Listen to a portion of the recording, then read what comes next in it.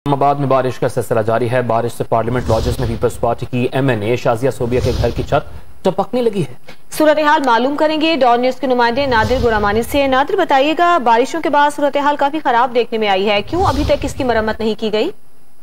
देखिए, इस्लामाबाद में गुज़िश्ता कई रोज से बारिश का सिलसिला जो है वो जारी है और आज भी इस्लामाबाद में वक्फे वक्फे से जो बारिश है वो होती रही है।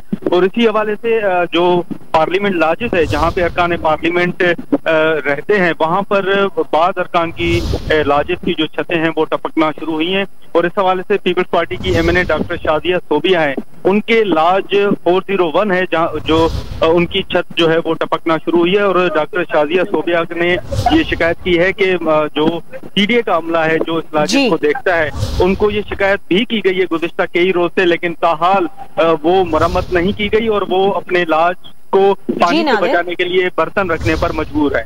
जी नादिर गुरामानी, आपका बहुत शुक्रिया। ताज़ा तरीन वीडियोस के लिए हमारा YouTube चैनल सब्सक्राइब करके बेल आइकन प्रेस करिए ताकि आपको मिले हर अपडेट सबसे पहले।